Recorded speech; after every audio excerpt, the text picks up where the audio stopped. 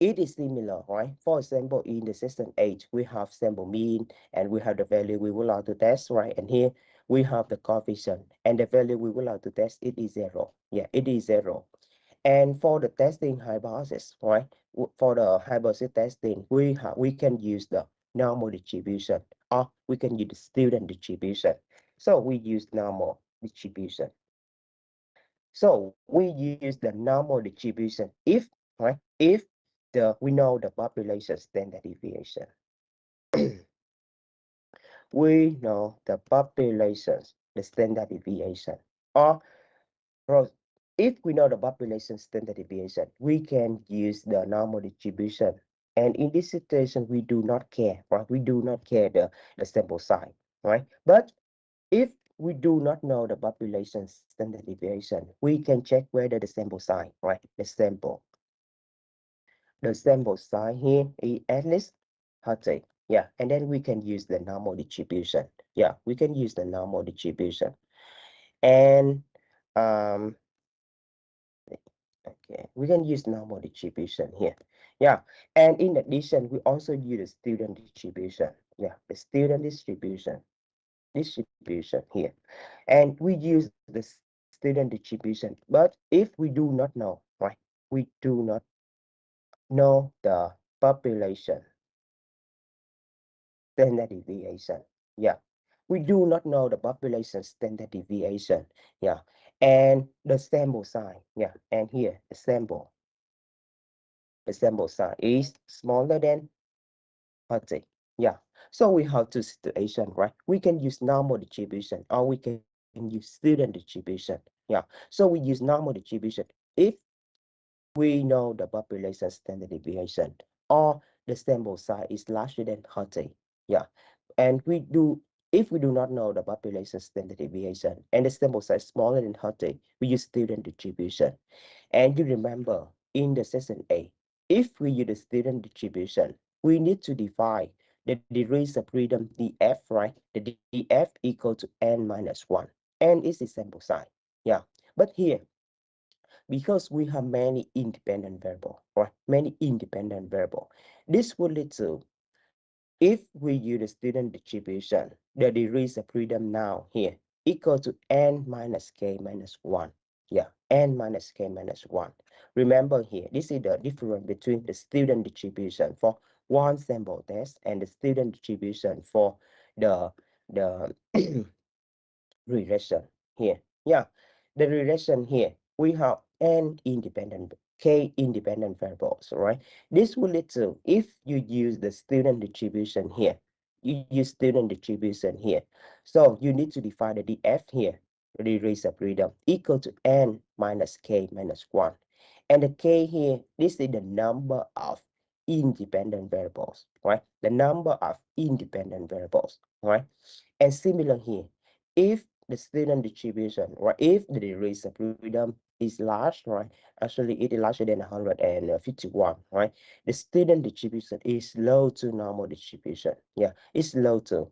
And actually, if the degrees of freedom larger than, right?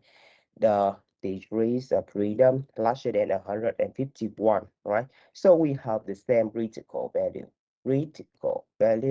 between the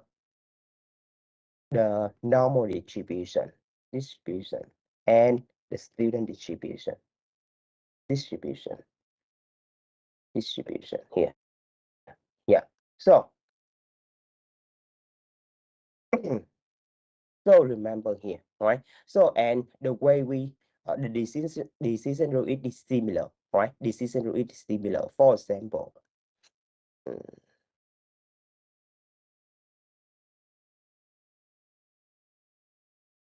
okay, for example here, we have the decision rule for the testing hypothesis, right?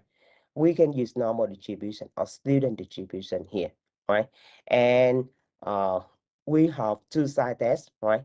Two side tests, one side test for the left, one side test for the right, right? And two side tests will reject if absolute value of t or z larger than the critical value, z alpha over 2, right? And if the one side test for the left we reject the null hypothesis if z smaller than minus c alpha or t smaller than minus t alpha. And similar for here, we have one side test for the right. We reject the null hypothesis if z larger than z alpha. Yeah, z alpha. And and the way we calculate the z statistics or t statistics, it is similar.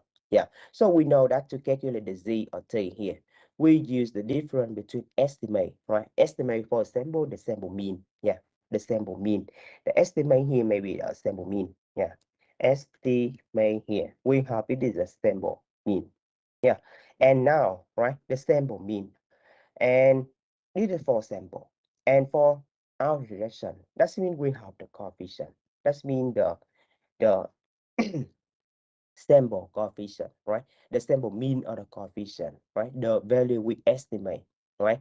And the hypothesis value, that means the value we would like to test, right? The value we would like to test. For example, in this situation, we will test whether it's significant or not significant. That means we will test whether it is equal to zero or different from zero, right? And we divide the standard errors, right? We divide the standard errors here. And okay, for example here, we would the null hypothesis is the beta 1 equal to 0. That means we would like to test whether the the Sj here, for example, this is Sj beta 1 and S1. S1 has a significant effect, right? Or not. So equal to 0, that means no significant. Yeah. And we calculate the t here. The t here is the t ratio or the t statistics or z here, right? So we have the coefficient we estimate and minus the value we would like to test here is 0, right? This 0 here. Yeah.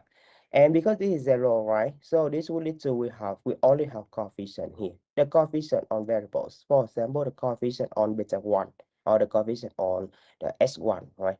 So and we divide the standard errors of beta 1. Yeah, beta 1 here, beta j here, the standard errors. So this would lead to, if we would like to test whether one variable is significant or not, right? We use the ratio, the t ratio, test this ratio here equal to the coefficient divide the standard errors, right? Divide the standard errors, because here we test whether it is equal to 0 or different. Yeah. And after you calculate the t, right? After you get to calculate the t, you have the significant level, right? You can define the critical value, and you will make decision whether you reject or fail to reject a null hypothesis. Yeah, and actually it is similar.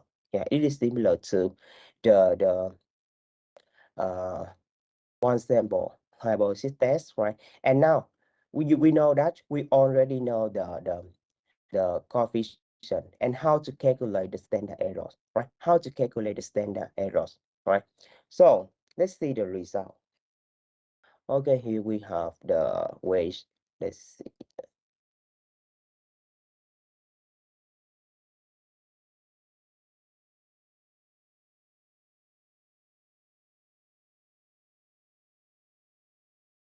Okay.